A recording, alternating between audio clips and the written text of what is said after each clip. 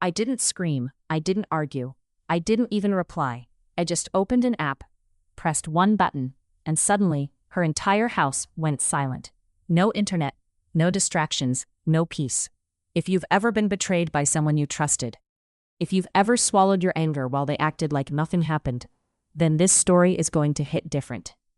Go ahead, like the video, subscribe, and get ready for a revenge story that's quiet, calculated, and unbelievably satisfying.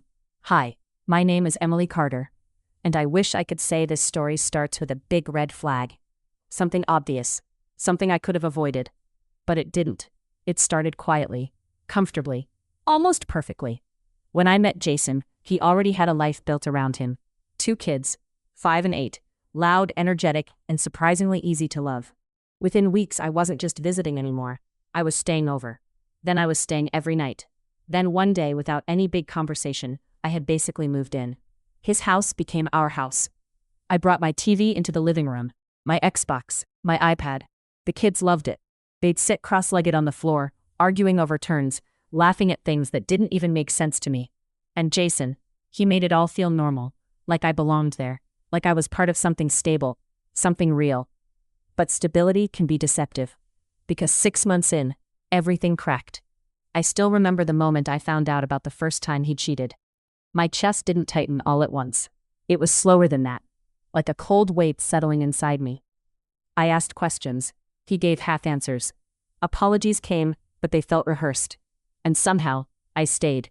Not because I was weak, but because I believed in the version of him I had already built in my head. I moved out shortly after. Told myself it was for space, for boundaries, for self-respect. But we didn't actually end things. Not really. We kept talking, seeing each other, acting like we were rebuilding something. And in the middle of all that, I kept paying for the internet in his house. My name was still on the account. It wasn't expensive, just $30 a month, but it wasn't about the money. It was about what it represented. A quiet thread still connecting me to that house, to those kids, to him.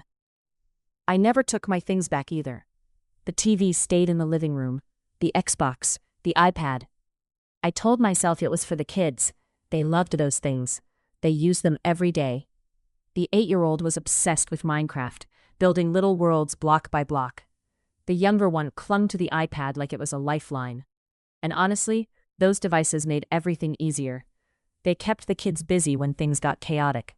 Helped during dinners, cleaning, those moments when you just needed silence for an hour. I knew how important that routine was. I had lived it. So even after everything, I kept paying. I kept providing. Like some part of me still believed I was needed there. That I mattered. Until the second time. Because the second time wasn't a mistake. It was a choice. A repeated, deliberate choice. A week after our 1-year anniversary, days before my birthday. Same guy, same betrayal. Only this time, he didn't even try to hide it properly. I texted him. Simple question, did you stay over at his place? Hours passed. No reply. Just that hollow, familiar silence. And then finally a message.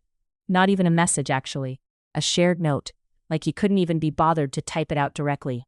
Yes, I did. I've been having a great time. That was it. No apology. No explanation. Just casual cruelty. I didn't cry right away. That's the strange part.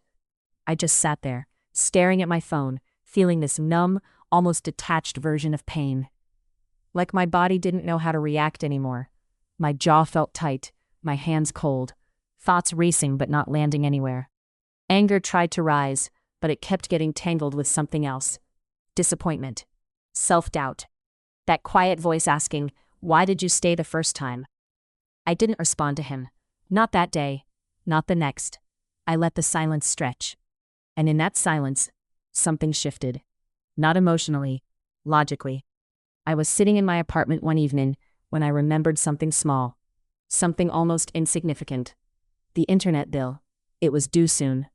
I opened the app out of habit, just to check it. And that's when I noticed it. A simple toggle switch. On, off. That was it. One tap, and the entire house would go offline. At first, I just stared at it, my thumb hovering over the screen. It felt ridiculous, petty even. But then I started thinking about it, not in anger, but in detail. The chaos of getting kids to settle down.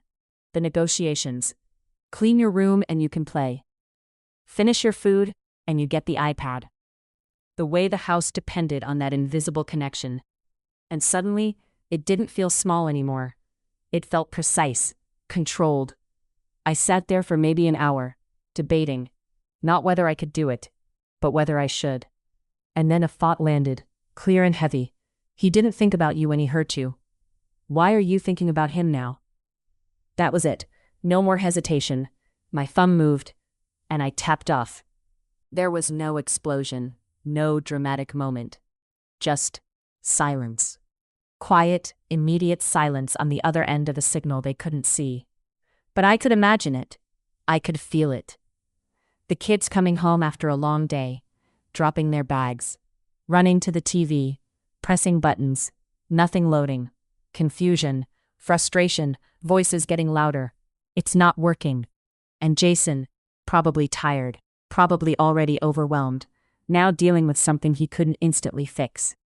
No distraction, no easy escape, just the full weight of the evening pressing down on him.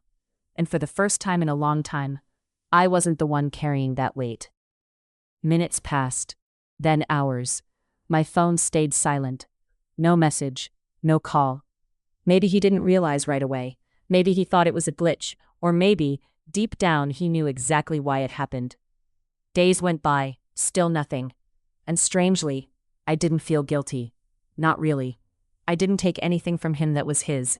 I just stopped giving. I stopped being the invisible support he took for granted. It wasn't loud revenge. It wasn't dramatic. But it was enough. Because for once, I chose myself. And 9 months later, when I look back at it, I can honestly say this. It wasn't my proudest moment. But I don't regret it either. Some lessons need to be felt, not explained. No angry texts. No desperate calls. Just silence. And in that silence, there was something powerful. Because for once, he didn't get closure. He didn't get an explanation. He just had to sit in it. The same way I did. Sometimes revenge isn't about hurting someone back. It's about finally removing yourself from the things that let them hurt you in the first place. If this story hit you in the chest, go ahead and like the video. And tell me in the comments, would you have done the same thing?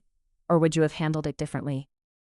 Don't forget to subscribe for more real, raw, and satisfying stories like this.